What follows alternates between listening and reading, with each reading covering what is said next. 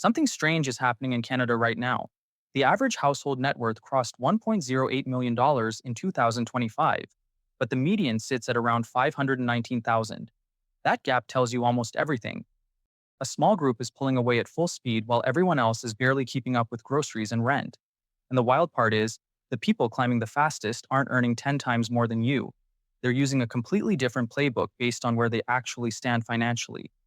Because here's the truth nobody explains clearly.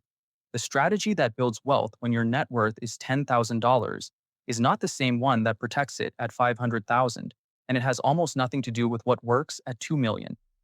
Most Canadians lose years of progress because they follow advice meant for a level they haven't reached yet, or one they passed a long time ago. So let's walk through it bracket by bracket with what actually works in Canada in 2026, using the real tools you have access to right now. Start with the first bracket, anywhere from negative net worth up to about $25,000. If this is where you're sitting, you don't have a money problem. You have a cash flow problem. And throwing money into the stock market here is one of the most common mistakes at this stage. Because if a car repair, a vet bill, or a slow month at work forces a sale of those investments at a loss, the result is moving backwards. The real move at this stage is brutally simple. Wipe out high interest debt first, especially anything on a credit card sitting at 20% or higher. No investment in Canada reliably beats a guaranteed 20% return, and that's exactly what paying off that debt gives you. While that happens, build a small buffer in a high interest savings account. Even $1,000 changes how you sleep at night. Open a TFSA if it isn't already open, because the 2026 contribution room is $7,000, and any unused room since age 18 carries forward. Now, the second bracket, roughly 25,000 to 100,000 in net worth. This is where most Canadians plateau for a decade, and it's the most important stage to get right. Once debt is under control and 3 months of expenses are saved, the focus shifts to one thing: automating contributions into a TFSA invested in a low-cost global index ETF.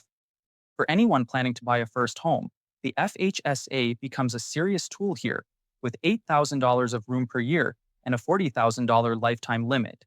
It gives the tax deduction of an RRSP and the tax-free growth of a TFSA in the same account. Nothing else in Canada does that. The goal in this bracket isn't to get rich, it's to cross $100,000 as fast as humanly possible, because that's the number where compounding stops feeling theoretical and starts showing up on statements. The third bracket runs from 100,000 to about 500,000. A 10% year on $200,000 adds 20,000 to your net worth without anyone lifting a finger. That's more than most Canadians can save in a year by cutting expenses. RRSP contributions become more powerful here, especially in a higher tax bracket, because every dollar contributed can drop the marginal tax bill by 30 to 50 cents depending on the province. For parents, the RESP gives a 20% government match on the first $2,500 per child per year, and leaving that money on the table is one of the most expensive mistakes a Canadian parent can make.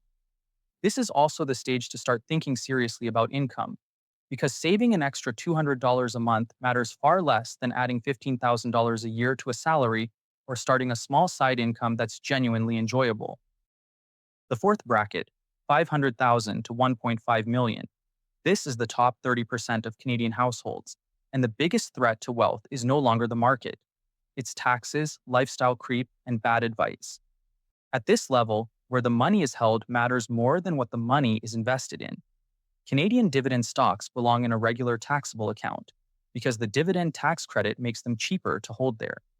US stocks that pay dividends belong inside an RRSP, because that's the only account that avoids the 15% tax the US takes off the top. And the investments expected to grow the most over time belong inside a TFSA, because every dollar of growth in that account is tax-free for life. A regular taxable investment account also needs to be opened at this stage, since the TFSA and RRSP simply won't hold enough money anymore.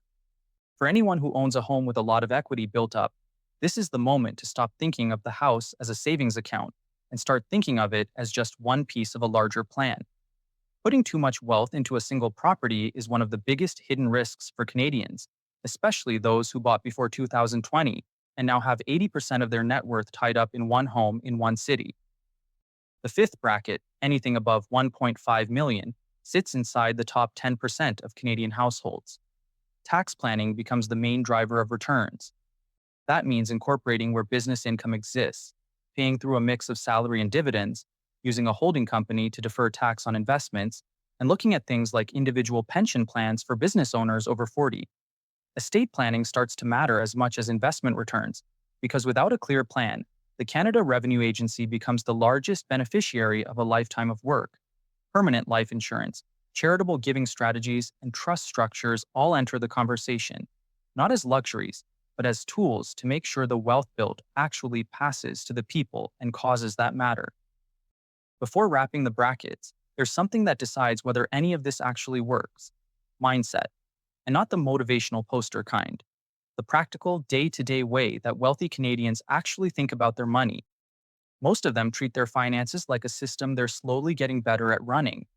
They look at their net worth maybe once a month, give it a quick check, and move on with their lives instead of refreshing their accounts every few hours. When they hit a milestone like $50,000 saved for the first time, they feel just as proud as the day they crossed 500,000 because they understand it took the same kind of patience and consistency to get there.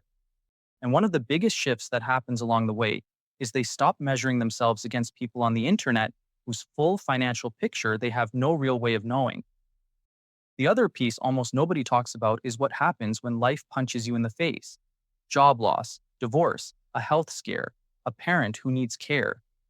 These things will happen to almost every Canadian at some point, and they're the moments that wipe out years of progress for people without a plan. So, part of the strategy at every bracket has to include resilience.